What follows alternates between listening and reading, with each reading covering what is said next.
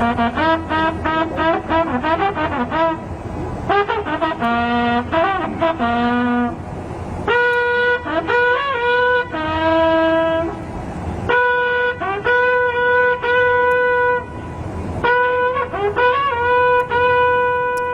तस्वीरें इस वक्त देहरादून से हम आपको यहाँ पर दिखा रहे हैं। वो 5 जवान जो कि पांचों के पांचों जवान उत्तराखंड के ही थे, जैसा कि मैंने पहले भी आपको बताया कि 2 पौड़ी गढ़वाल से, 2 टिहरी गढ़वाल से और 1 रुद्रप्रयाग से, अगर हम यहाँ पर बात करें तो।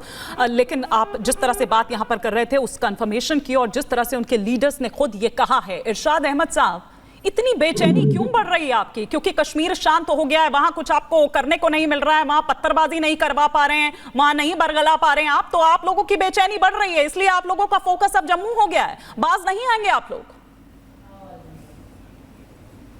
बहुत शुक्रिया जी। मैं ये कहूँगा हमें कोई बेचैनी नहीं है, और हमें बहुत अफसोस है जो फौजी जवान आपके खुदा को पधारे, लेकिन जब तक आप बाज नहीं आ गए अपनी इंतहा पसंदी से, जब तक ये अमन नहीं होने वाला खित्ते में।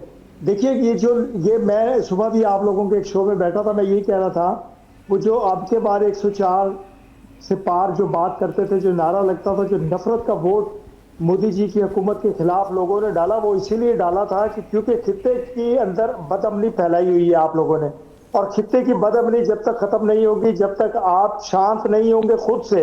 अब दहशतगर्दी खुद करके आप इल्जाम पाकिस्तान पे लगाते हैं। मुझे ये बताइए कहां से आपके पास ये प्रूफ है कि हमने पाकिस्तान से ये हमला किया?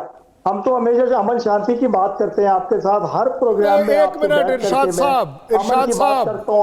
साहब मुझे इजाजत दें। लेकिन आप लोग इरशाद साहब फैला रहे हैं। नहीं, ये गलत बात, ये बिल्कुल गलत बात है।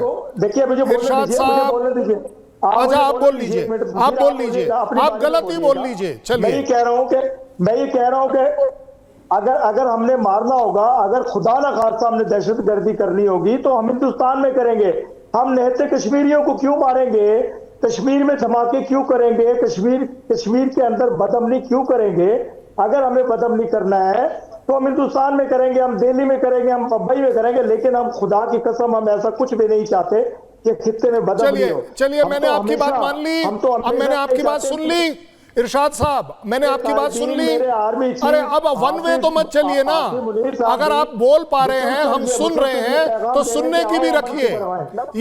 ये कमेंट्री मत चलाइए सर, प्लीज मेरी बात मानिए। देखिए इरशाद साहब, मैं आपसे 3-4 सवाल पूछता हूं, आपसे 3-4 सवाल पूछता हूं, अपने दिल पर हाथ रख के आंसर कर दो। आप अपने दिल पर हाथ रख के आंसर कर दो, मैं मान लूंगा। झूठ ही बोल देना चाहे मैं फिर भी मान लूंगा। आप मुझे एक बात बताइए, इन टेररिस्ट के पास से जो सैटेलाइट रेडियो सेट मिला है, क्या वो दुनिया में कहीं भी पाकिस्तान आर्मी के अलावा कहीं इस्तेमाल होता है?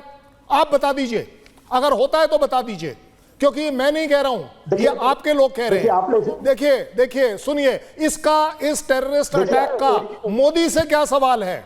मोदी कहां से बीच में ले आए? ये ह्यूमैनिटी की बात हो रही है, ये बात हो रही है टेररिज्म की। उस टेररिज्म की आप बात कर रहे हैं जिसका पाकिस्तान भी आप लोगों के हिसाब से उतना ही सफरिंग्स में है।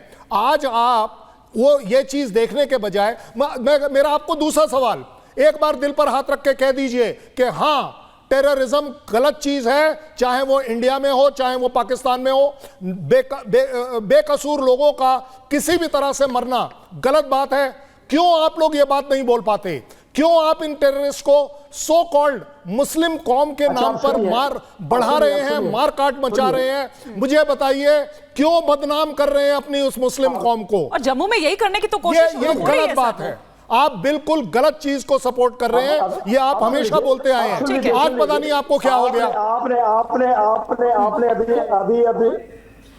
अभी आपने ये कहा कि दिल पे हाथ रख के सच बोलिएगा। हम कभी झूठ बोलते नहीं है, मुसलमान कभी झूठ नहीं बोलता है। दूसरी बात, हम ये कहते हैं, हम कभी भी ऐसा नहीं चाहते कि मैंने तो आपसे अफसोस किया, आपके जो ये जवान से अल्लाह को प्यारे हुए हैं, हम तो ये कह रहे हैं भगवान को प्यारे हुए हैं, हम तो ये कह रहे हैं कि हमें बहुत अफसोस है। इसका मतलब यही हुआ कि हम अफसोस करते हैं नाजायज। वो मुसलमान कभी नहीं होता जो दहशतगर्द होता है। आपने बोल दिया ना कि झूठ नहीं बोलता मुसलमान, आपने बोला ना झूठ नहीं बोलता मुसलमान, आपने ये बोला है ना अभी कि झूठ नहीं बोलता मुसलमान। आप बता दीजिए, आपने हर एक प्रोग्राम में कहा है कि इंडिया में दहशतगर्दी आप नहीं करते हैं। आपके पार्लियामेंट में आपका मंत्री बोलता है कि हाँ हमने मुंबई अटैक किए, हमने जाकर दिल्ली में अटैक किया, हमने पुलवामा में जाकर अटैक किया। ये झूठ है या सच है? या आप सच बोल रहे हैं या आपका मंत्री सच? वो नहीं बोलेंगे कर्नल शैलेंद्र, वो नहीं बोल सकते हैं। लेकिन हमारे प्रधानमंत्री उधर रूस में भी जाकर आतंकवाद पर कड़ा प्रहार कर रहे हैं। इरशाद साहब आऊंगी, इरशाद जी आऊंगी। जरा एक बार हम वो मोटी मोटी जो बातें हैं, बड़ी बातें हैं, वो बता दें कि प्रधानमंत्री नरेंद्र मोदी ने रूस में यह मुद्दा उठाया है, आतंकवाद का ये मुद्दा कि किस तरह से 40 साल से भारत आतंकवाद को झेल रहा है, उसका दंश झेल रहा है। मोदी ने आतंकी हमलों की निंदा की है, हर तरह के आतंकवाद की निंदा की है। आतंकवाद दुनिया के लिए खतरनाक है ये कहा है, साथ ही साथ ये कि आतंकवाद भयानक और घिनौना है। आपको सुनवाते हैं और साथ ही साथ फिर मैं इस पर इरशाद अहमद साहब का एक क्विक रिएक्शन लूंगी। पिछले 40-50 साल से भारत आतंकवाद को झेल रहा है। आतंकवाद कितना भयानक होता है, कितना घिनौना होता है, तो हम 40 साल से भुगत रहे थे। ऐसे में जब मॉस्को में आतंकवादी घटनाएं घटी, दागिस्तान में आतंकवाद की घटनाएं घटी, उसका दर्द कितना गहरा होगा इसकी मैं कल्पना करता हूं। और मैं हर प्रकार के आतंकवाद की घोर निंदा करता हूं।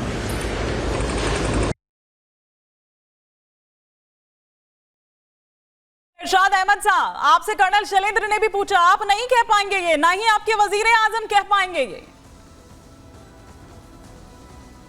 देखिए, मैं ये कह रहा हूं, चोर मचाए शोर।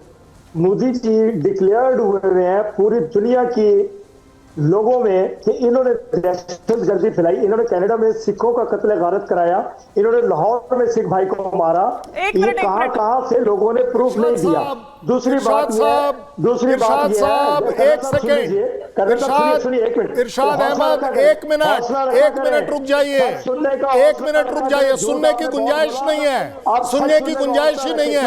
इरशाद साहब, आपको मेरे टेलीविजन पर बैठकर चोर किसको बोल दिया आपने? ये पाकिस्तान नहीं है कि आप अपने इमरान खान को चोर बोल लें, शहबाज शरीफ को चोर बोल लें।